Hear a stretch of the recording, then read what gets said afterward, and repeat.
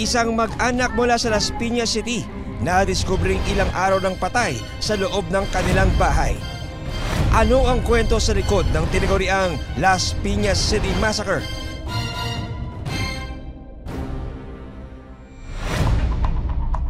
Taong 2023, nasangkot sa gulo ang padre de pamilya na si Vicente Rabanilla Canagi o mas kilala sa tawag na Vince.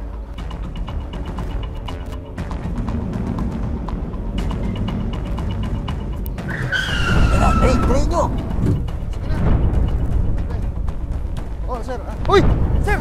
Ano dito? Ano to? Pre! Pre, tulong, pre! Uy, sir! Ano to? Sir! Tingnan mo! Ano?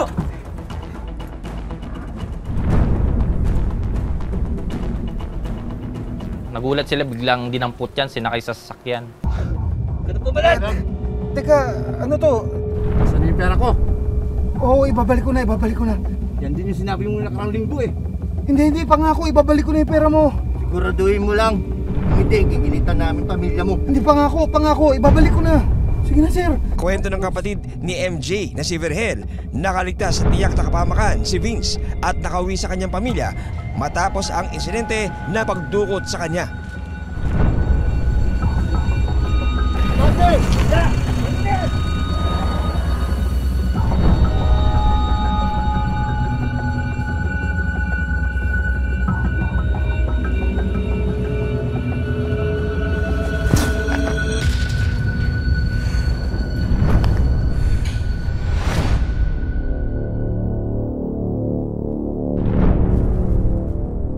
Vince, anong nangyari sa'yo? Oliver, Vince, sa kwarto.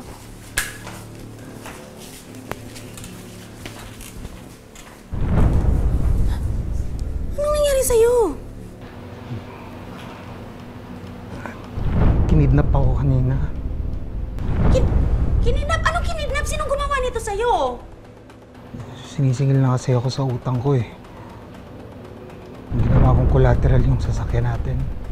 Mula noon, naging madalang na raw ang paglabas ng bahay ni Vince. Ako, nanay niya. Nanay? Sir? Anong biktima? Sir? Sino ba yan? Sir, kapatid ko kayo nakatira dyan. Ninyo, anak ko! Anak! Matapos ang ilang buwan, natagpuan namang patay sa inupaan nilang bahay ang kanyang kinakasama na si Mary Jean Avellana o MJ.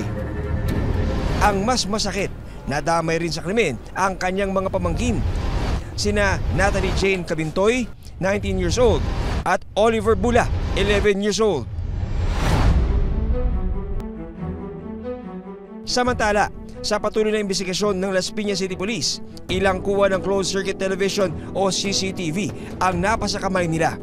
Pagkatapos makakuha ng kopya ng CCTV, inanyayahan din po namin lahat ng mga possible na witnesses na pwedeng magbigay ng salaysay ukol sa pangyayari.